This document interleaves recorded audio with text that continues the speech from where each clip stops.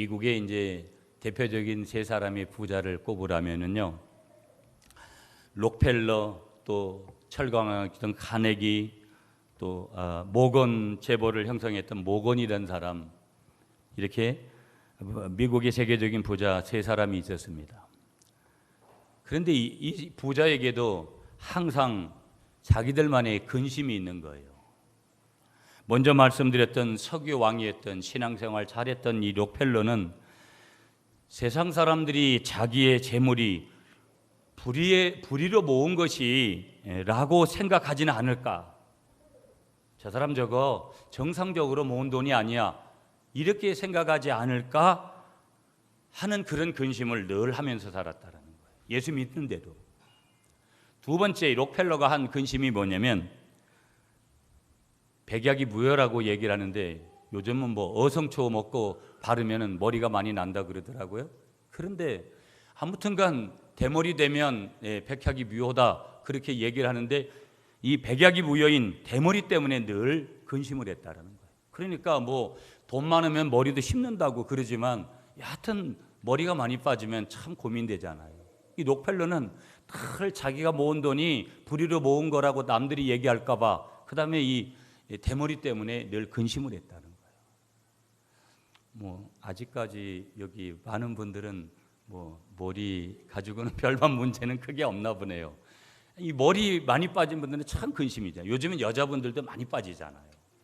참 이 여자분들이 그러니까 보기 흉하대요, 진짜. 그러니까 가발들을 많이 쓰죠. 가발들. 두 번째, 이제 모건 그룹의 총수였던 이 모건이라는 사람은 어떤 근심을 항상 했냐면요, 이런 근심을 했다라는 거예요. 이 사람은 코가 크다라는 거예요. 여러분, 이 코가 크면 뭐 여러 가지 상상들을 하고 뭐 이상한 소리들도 하고, 그런데 이 모건이라는 사람은 특별하게 이 코가 컸다라는 거예요. 코가 크고 항상 어떤 문제가 생겼냐면 눈이 붉은 거예요. 여러분, 저도 안구건조증에 결막염에 이런 게 있어가지고 약간만 그래도 눈이 충혈이 좀 잘 되는 편이거든요.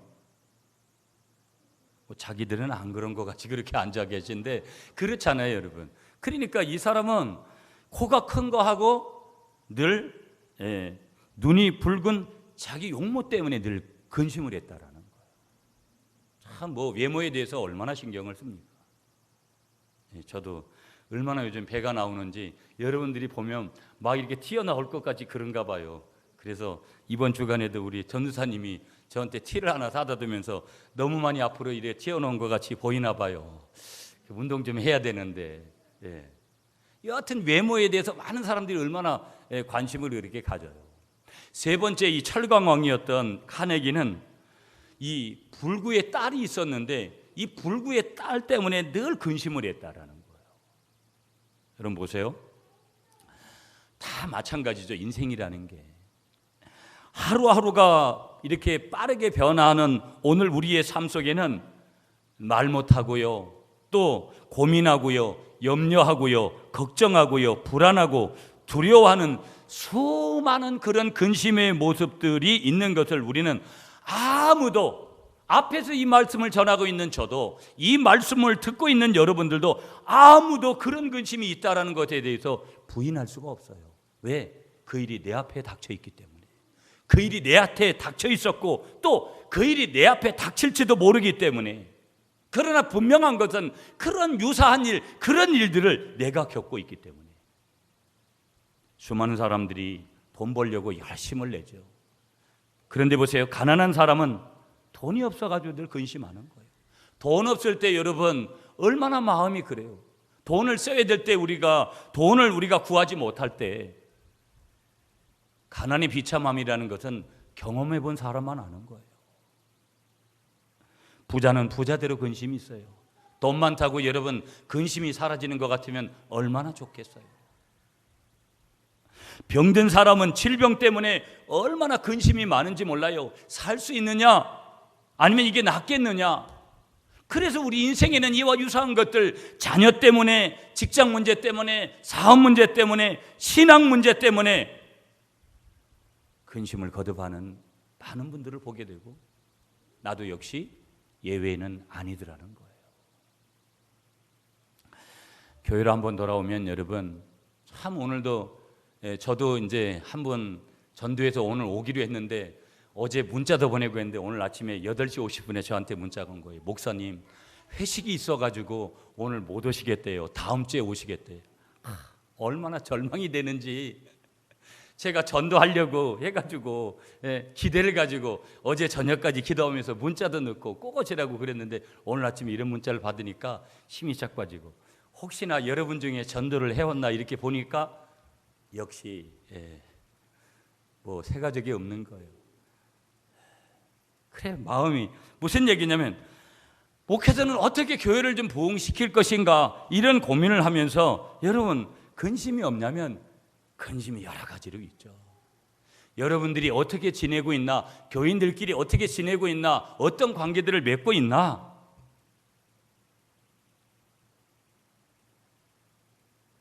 다 근심이 있는 거예요. 여러분, 말씀을 전하고 있는 저도, 여러분들도 다. 여러분들 근심은 뭐예요? 지금 돈 문제입니까? 뭐 자식 문제, 직장 문제 다 있죠. 신앙 문제, 휴가 가는 문제입니까? 휴가 가는 문제 가지고 근심할 일은 없잖아요.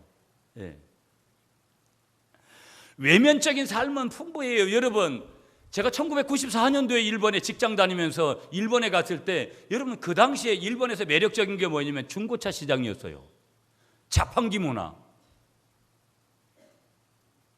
일본의 그 문화가 지금 우리나라 이 중고차 시장이 얼마나 방대합니까? 여러분, 그건 뭘 반증하는 거예요? 우리나라가 그만큼 부강한 나라가 됐고 우리의 삶이 그렇게 풍요로워졌다라는 거예요. 수시로 차를 바꾸는 거예요. 여러분, 우리나라의 봉고 똥차들은 다 어디가 있냐? 캄보디아 이런 나라 가면 다 있어요.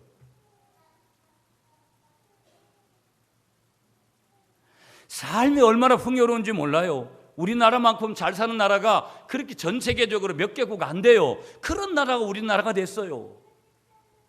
삶은 외형적으로 풍요롭지만 내면적인 자아는 너무나 많은 사람들이 울고 있는 거예요. 우리나라 같은 경우는 왜 더 심하냐? 급속도로 급성장을 했기 때문에 외형적인 것들에 대해서는 급속도로 그렇게 했지만 사람의 자아, 사람의 내면, 이런 것들은 미처 그런 것들이 따라갈 그런 엄두를 못 내는 거예요. 형제지간에, 부모 자식지간에, 여러분 부부지간에 얼마나 상처들이 많은지 몰라요. 왜 그런 줄 아세요?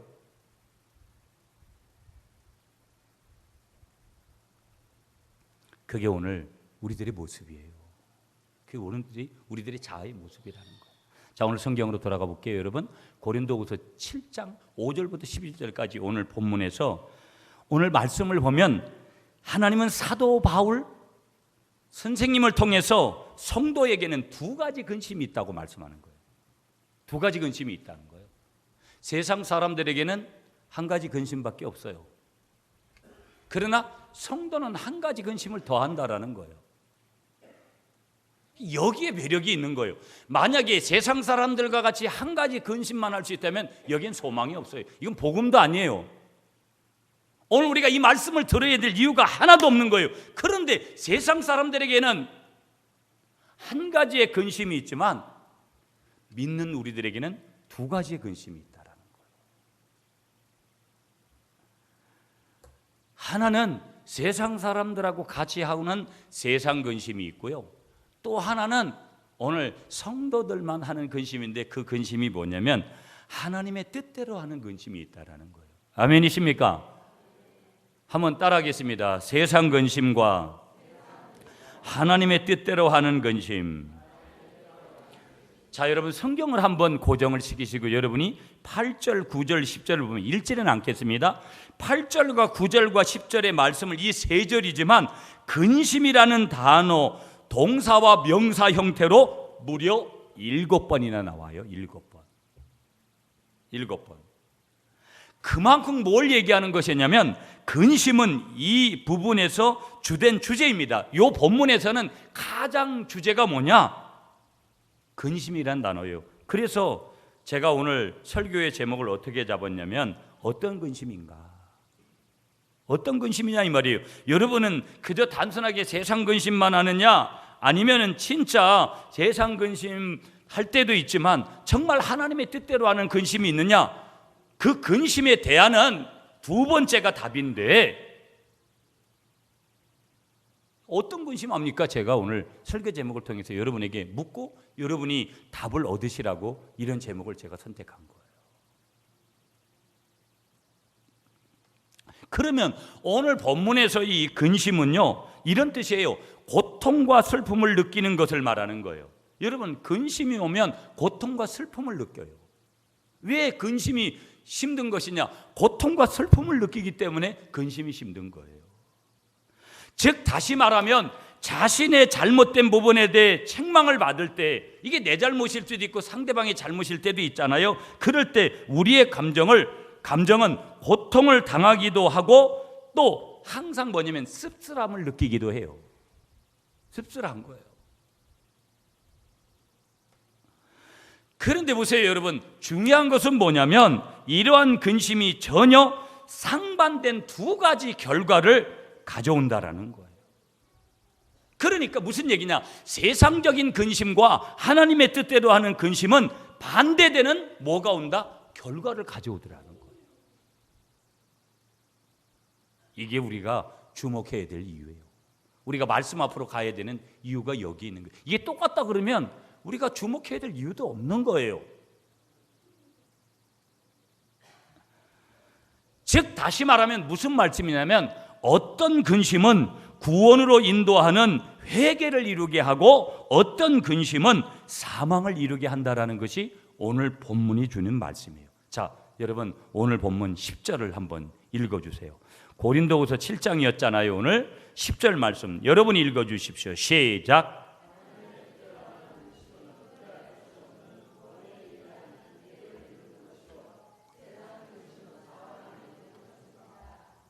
아멘. 여러분, 어떤 근심은 유익하고 어떤 근심은 아주 백해무익하고 죽음에까지 이르게 한다라는 거예요. 잠언 17장 22절에 가보면 하나님이 이런 말씀을 주세요. 마음의 즐거움은 양약이라도 심령의 근심은 뼈를 마르게 하느니라. 그러면 이걸 원어로 제가 찾아보니까 이런 거예요. 마음의 즐거움은 양약이다. 양약이라는 것은 원어로 찾아보니까 원어의 뜻이 뭐냐면 좋게 만든다라는 뜻이 있어요. 양약이라는 것은 다시 말하면 다른 말로 하면 좋게 만들기 때문에 이건 치유가 일어나는 거예요. 병원에 입원해가지고 우리가 수술을 받든지 아니면 약을 먹든지 뭐 주사를 맞든지 이렇게 해서 좋게 되어지듯이 치유가 일어난다. 그러니까 마음의 즐거움은 좋게 만든다. 내 마음도 영도 그 다음에 내 육체도 그렇게 좋게 만든다. 치유가 일어난다 이 말이에요. 마음이 즐거운 것이. 그래서 웃음 치료가 이게 굉장히 무시할 수 없는 거예요. 그래 뭐 어떤 목사들은 설교하면서 3번은 웃겨야 된다고. 그건 너무 비약적인 그런 내용들이고요. 그만큼 뭐냐면 웃는 것이 중요한 거다. 그런데 여기 이어서 이런 말씀이래요. 마음의 즐거움은 양약이라도 심령의 근심은 뼈를 마르게 하느니라. 여러분, 피가 어디서 생성되냐면 피가 뼈에서 생성된다라는 거예요. 이거 김성훈 지사님 맞습니까? 검증하세요. 네. 아니 뭐 안 그러면 제 데이터가 틀릴 수 있어요. 제가 찾은 데이터니까.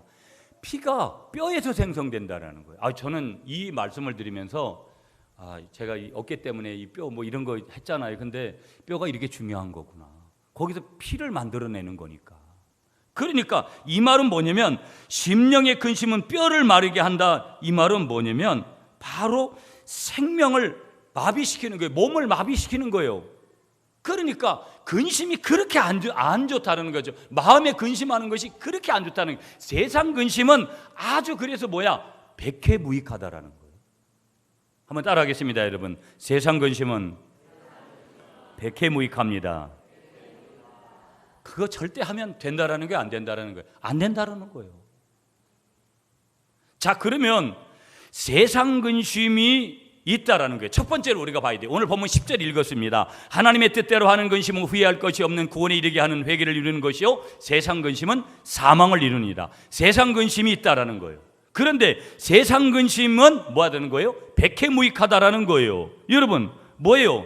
항상 우리가 세상 근심 할 땐 뭐 해야 되는 거예요? 세상 근심이 오면 믿는 사람들은 기도해야 되고 찬양해야 되고 그냥 자빠져 자야 돼요. 그냥 자야 된다니까요. 아무 생각 없이 그냥 자는 거, 잠이 안 오더라도 근심할 때예요. 이거 굉장히 중요한 원리예요, 여러분. 그런데 여러분 보세요. 세상 근심이 왜 오느냐? 원인을 말씀해 주세요. 5절을 읽어보세요. 자, 오늘 본문 5절 말씀 시작. 우리가 마게도냐에 이르렀을 때에도 우리 육체가 편하지 못하고 사방으로 환난을 당하여 밖으로는 다툼이요 안으로는 두려움이었노라. 여러분 보세요. 세상 근심의 원인은 뭐라는 거예요? 크게 보면 환난이라는 거예요. 누가 아프거나 사고를 만났거나 아니면 사업하다 망했거나 환난이라는 거예요. 그 환난을 통해서 근심이 뭐를 자식 문제 때문에 부부가 싸우는 거예요. 사업 문제 때문에 부부가 싸우는 거예요. 그게 갈라서는 거예요. 다투는 거예요. 그리고 뭐가 오는 거예요? 두려움이 찾아오는 거예요. 그러니까 이게 세상 근심이 힘든 거지, 이런 거 없다 그러면 누가 세상 근심을 마다하겠어요. 그러니까 세상 근심의 원인은 뭐라는 거예요? 환난이라는 거예요. 환난.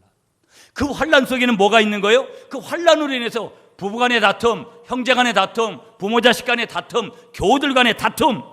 그래서 사단이 그 마음에 뭐를 주는 거예요? 두려움을 주는 거예요. 이대로 가다 모두가 다 죽겠구나, 잘못되겠구나, 큰일 나겠구나. 이게 뭐라는 거예요? 세상 근심의 원인이라는 거예요. 여러분, 우리는 성도라 그래요. 우리 성도는 영적으로는 불신자들과 구별되는 하나님의 백성이지만 육적으로는 이 이방인들과 할례받지 못한 사람들과 동일한 피조물입니다. 아멘이시죠, 여러분? 똑같아요. 예수 믿으나 안 믿으나 외형적으로는 우리는. 그러므로 우리 성도들은 건강이라든지 명예라든지 미움이라든지 돈이라든지 증오라든지 탐욕이라든지 세상적인 근심에 처해날 수가 없어요. 똑같이 돈 걱정해야 되고 건강 걱정해야 되고 때로는 미움의 감정이 내한테도 와요. 그런데 사도 바울은요, 오늘 뭐라고 얘기하냐면 이 세상 근심은 한마디로 정의를 하는데 결론이 어디로 가느냐, 결과가 어디냐, 사망을 이루는 무익한 것으로 소개를 하고 있어요. 그러니까 세상 근심해봤자 아무런 내게도 유익이 안 되고 다른 주위에 있는 가족들이나 내가 알고 있는 사람들에게 아무런 유익을 주지 못한다 이 말이에요. 그래서 이 세상 근심은 인간들의 마음이 지상적인 고통으로 짓눌려지고 슬픔에 압도되는 것이죠. 그저 근시안적으로 보이는 것들, 거기서 계속 쌓이는 거예요. 안 좋은 것들이 계속 쌓이는 거예요. 그런 것들로 인해서 그런 것들을 세상 근심하다가 부부관계 나빠지고 부부싸움하고, 그래서 그냥 거기서 어떤 일들이 벌어지고 극단적인. 그리고 이 세상 근심은 하나님을 염두에 두지 않는 단순한 양심의 가책이 되기 때문에 죄 문제와 전혀 관련이 없게 되어지고 급기야는 근심하는 자로 하여금 모든 용기를 잃게 되고 시리에 빠지게 하고 자기 혐오와 연민에 잠기게 한다는 거예요. 그게 뭐냐? 세상 근심이더라는 거예요. 그리고 이 세상 근심의 특징이 있는데 그건 아까 좀 전에 소개한 대로 결과물이죠. 죽음, 사망에 이르게 한다는 거예요. 그러면서 우리가 놓치지 말아야 될 한 가지 중요한 포인트가 있는데 그게 뭔지 아세요, 여러분? 그 핵심적인 포인트가 뭐냐면 세상 근심은 죄와 불가분 관계를 맺는다라는 거예요. 이 무슨 얘기냐면 이 세상 근심을 하는 것은 반드시 죄하고 연결이 되게끔 돼 있는 거예요. 그러니까 하나님 앞에 죄 지은 거예요. 죄 지었든지 죄를 짓게 만들든지 하더라는 거예요. 이게 굉장히 포인트가 되는 거예요. 세상 근심하면 안 되는 이유가 뭐냐? 세상 근심하다 보면 세상 근심 속에 내가 이미 하나님 앞에 죄를 지은 거든지 앞으로 죄를 짓게 만드는 그런 요소가 어디 있다라는 거예요? 세상 근심 속에 있다라는 거예요. 이게 굉장히 중요한 내용이에요, 여러분. 중요한 내용. 그러니까 죄의 본질에 참여함으로 발생하는 근심을 뜻하는 거예요. 죄의 본질에 참여하더라게 되는 거예요. 그래서 죄의 본질에 참여하다 보니까 결국은 세상 근심에 하게 되는 거예요. 그런데 보세요. 중요한 얘기 하나 더.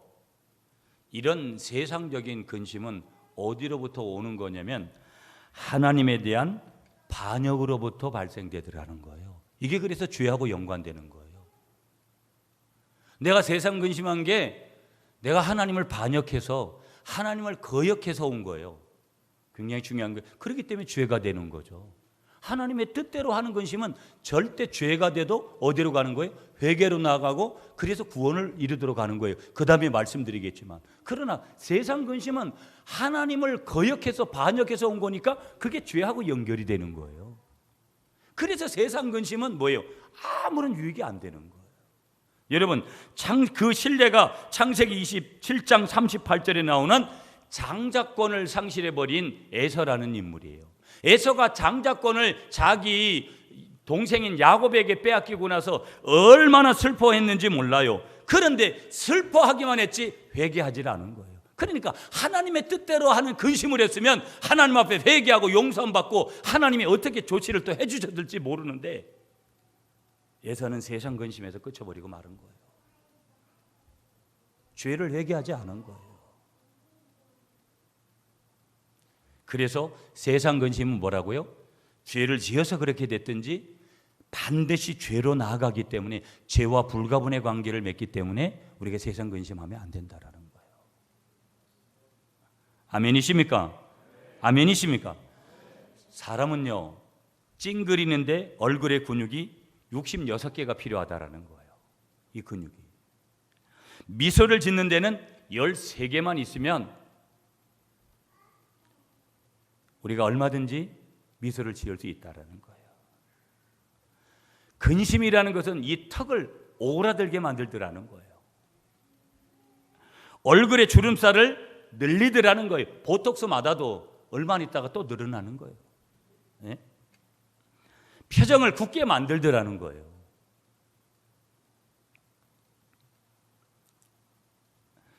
우리 이런 것들, 이런 외면적인 그런 생리적인 현상을 통해서라도 사람을 늙고 멋없게 만드는 것은 나이가 결코 아니라는 거예요. 나이 많이 먹었다고 멋이 없나요?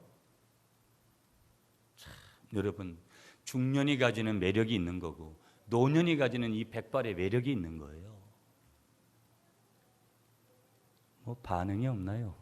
반응을 좀 해야 제가 또 하죠. 네? 그런 거잖아요. 그것은 근심에 빠질 때 생기를 잃어버리는 거고, 늙고 멋없게 되고 결국 죽음에까지 이르게 되는 병을 얻게 되더라는 거예요. 그만큼 근심이 되게 무익하더라는 것이죠. 그것도 세상 근심, 세상 근심. 욥기 17장 7절에 가보면은요, 고난의 종 욥은 이렇게 고백을 해요. 내 눈은 근심으로 하여 어두워지고. 여러분, 근심을 많이 하면 이게 시력도 나빠진다라는 거예요. 여기서 시력은 또 뭘 말하는 거예요? 내가 세상을 바라보는 안목이 좁아진다 이 말이에요. 자신감이 떨어지고 용기가 떨어지고 무엇을 하려고 하는 의욕이 떨어지고.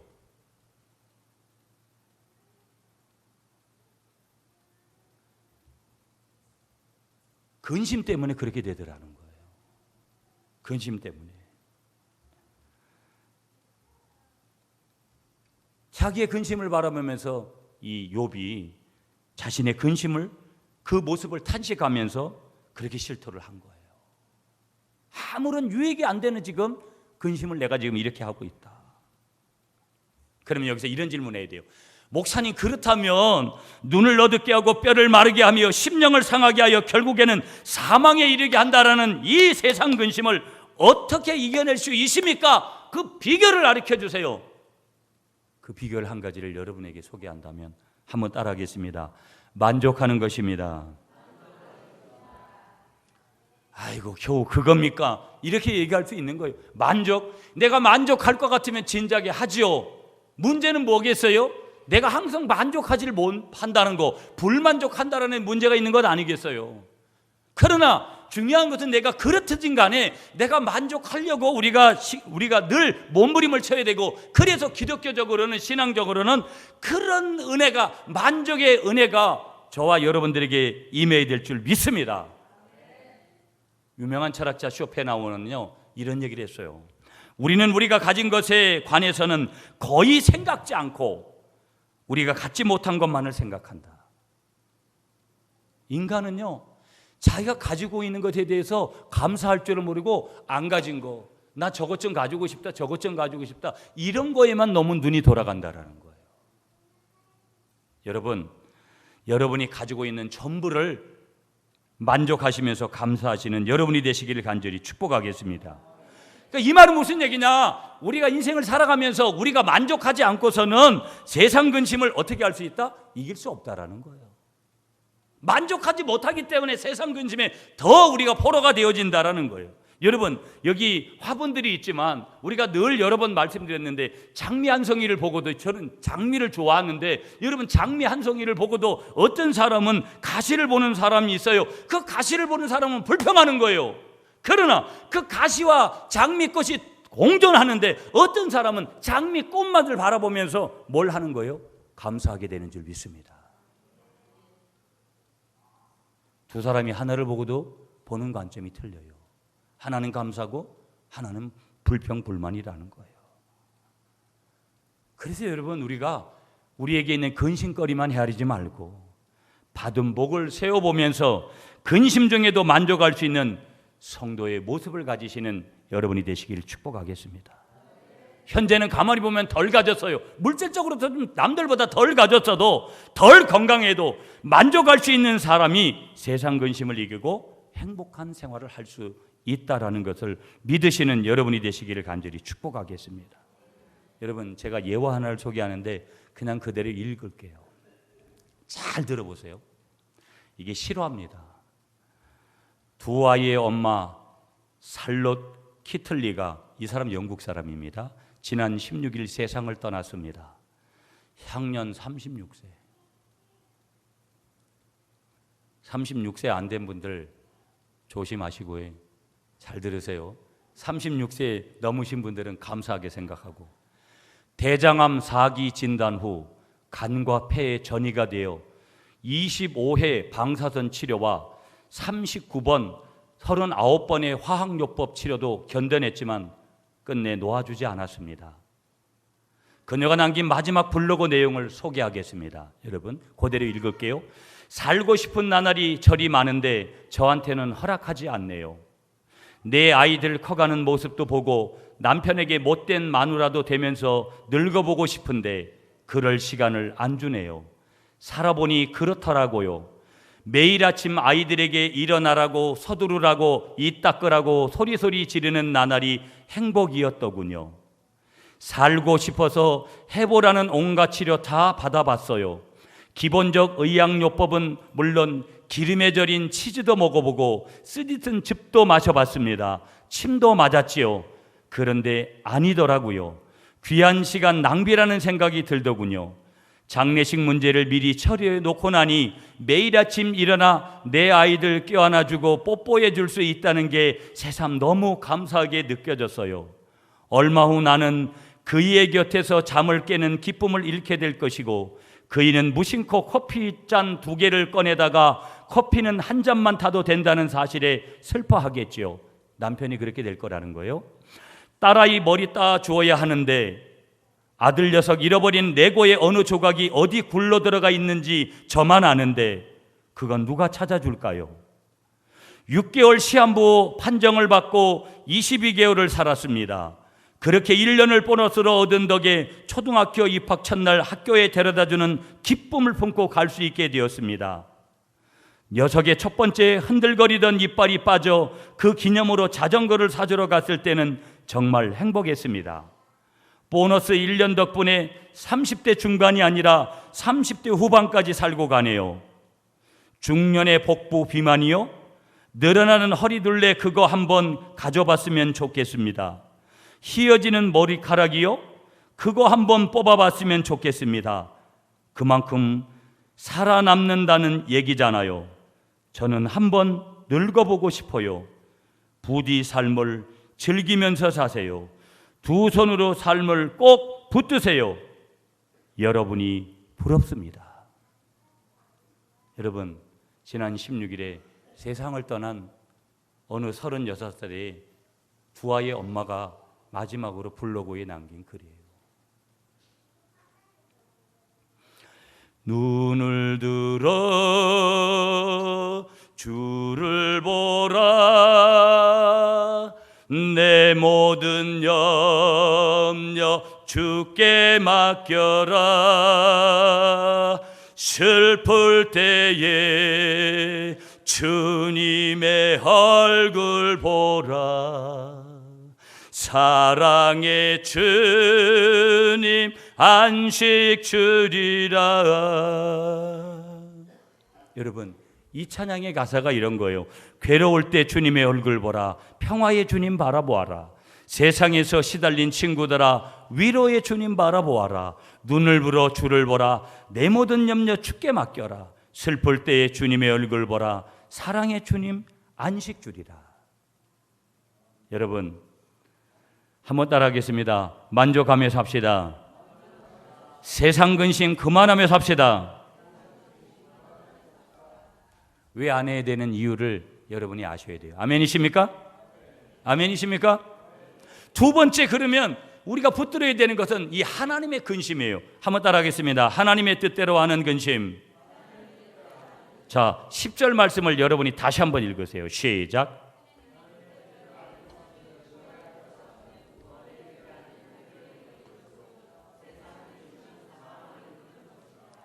아멘이시죠? 자, 보세요. 우리는 하나님의 뜻대로 하는 근심을 해야 된다. 근심 안 하고 살 수가 없어요. 그런데 여기 하나님의 뜻대로 하는 근심은 영적 근심이라는 거예요.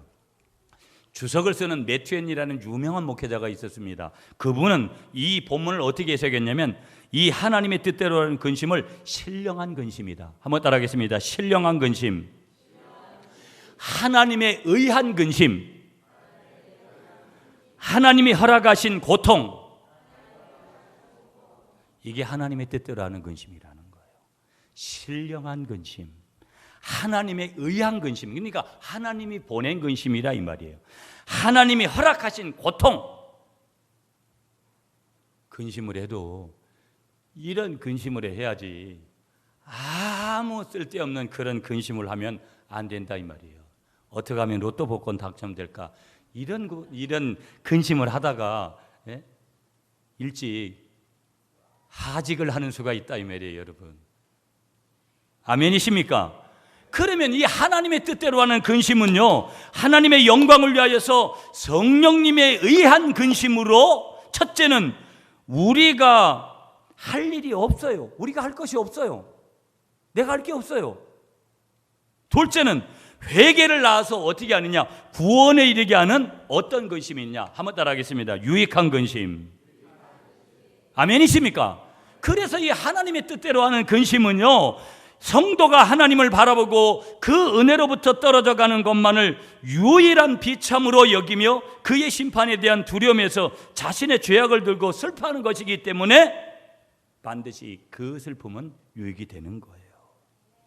그리고 더 나아가서 이 하나님의 뜻대로 하는 근심은요, 사람에게 보이기 위함이 아니라는 거예요. 그렇기 때문에 하나님께서 어떻게 보고 계실까?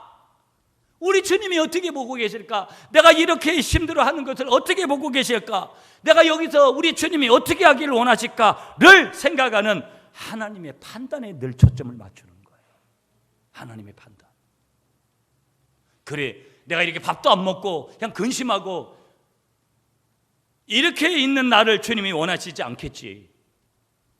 내가 이럴 때도 용기 있는 말을 하고 희망을 주고 내가 기도하고 내가 밝은 얼굴로 그렇게 선포하며 나아가는 것을 기뻐하시겠지. 하나님의 초점에, 하나님의 판단에 초점을 맞추더라는 것이죠.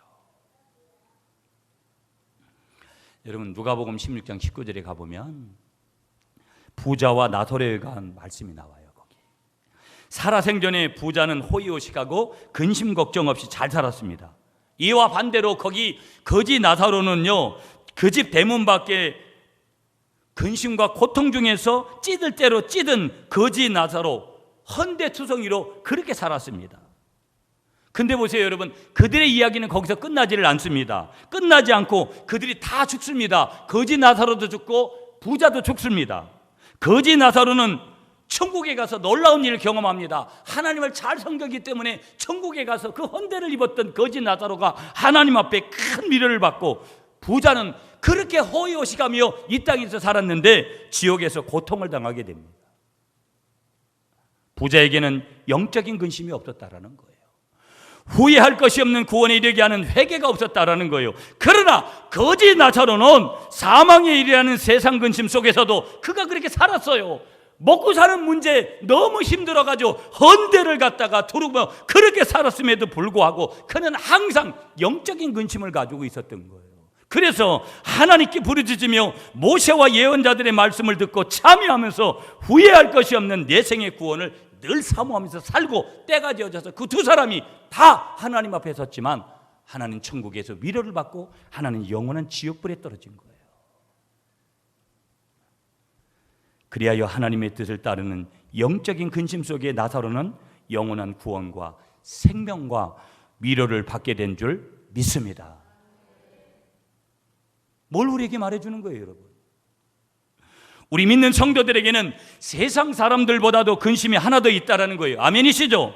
그리고 성도들은 세상 근심보다는 하나님의 뜻대로 하는 영적 근심으로 살아갈 때 영적인 능력을 소유하고 고백적인 신앙 아래 머물 수 있다는 것, 오늘 이 아침에 여러분이 고백하시기 바랍니다. 아멘이시죠? 그래서 예수님도 마태복음 5장 3절에 산상수훈의 말씀을 통해서 이런 말씀을 주시는 거예요. 심령이 가난한 자는 복이 있나니 천국이 저희 것이며. 여기서 여러분, 심령이라는 것은 표념화를 얘기하는 거예요. 심령은 마음과 영을 얘기하는데, 자발적인 마음으로 가진 것을 포기하여 물질적으로 가난하게 된 사람, 이 사람이 누구냐? 심령이 가난한 사람이라는 거예요. 우리는 너무 가지려고 몸부림을 치니까 만족이 없는 거잖아요. 그래서 세상적인 근심하고 결국은 거기에서는 아무런 열매도 거두지를 못하는 거잖아요. 이게 세상 사람들이 하는 근심입니다. 근심한다고 자기가 대통령 되지 않아요. 근심한다고 자기가 일개 사장 되지 않는다고요, 여러분. 그런데도 그런 근심을 하는 거예요. 나도 저만큼 한번 가져보고 싶은 거예요. 허황된 꿈을 꾸는 거예요. 그래서 어떤 때는 남을 함부로 죽이는 거예요. 남의 생명을 함부로 여기는 거예요. 관점이 잘못된 거예요. 그러면 우리가 이런 질문을 해야 돼요. 하나님의 뜻대로 하는 근심의 특징이 뭐냐? 이게 굉장히 중요한 거예요, 여러분. 자, 10절 말씀을 보세요. 하나님의 뜻대로 하는 근심은 뭐가 없다? 후회할 것이 없는. 한번 따라하겠습니다. 하나님의 근심은 후회하지 않습니다. 아멘이시죠? 하나님의 근심을 하면 후회할 일이 안 생긴다는 거예요. 여러분, 이 하나님이 주시는 근심 가운데 살아가시는 여러분이 되시기를 간절히 축복하겠습니다. 아멘이시죠? 우린 이런 근심하고 살라는 거예요. 세상 근심 그냥 맡기세요. 하나님이 죽이면 죽이고 살리면 살리고, 그 아무런, 나에게도 내 남편에게도 내 자식에게도 내 부모에게도 내 형제에게도 내 친구에게도 아무런 도움이 안 되는 거예요. 까짓것 죽고도 사는데 그 다음에 뭘 우리가 어떻게 할 거예요? 자, 오늘 결론이에요. 11절 말씀 시작.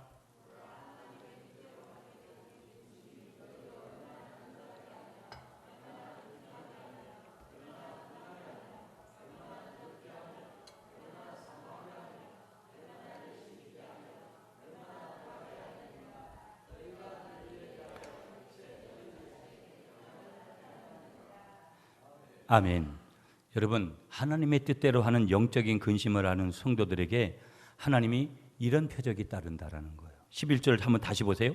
간절히 뉘우치는 신앙으로 바뀌더라는 거예요. 자기를 죄로부터 보호하게 되더라는 거예요. 자신의 무지에 대하여 분이 여기게 되더라는 거예요.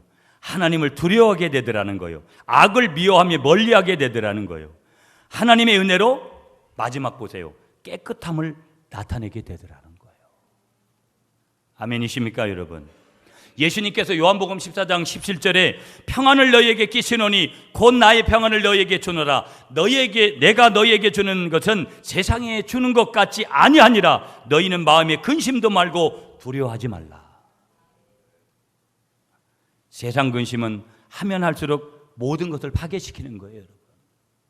그러나 영적인 근심, 하나님의 근심은 하면 할수록 나를 성장시키고 내 삶 속에 놀라운 기적을 준비하게 하는 줄 믿습니다.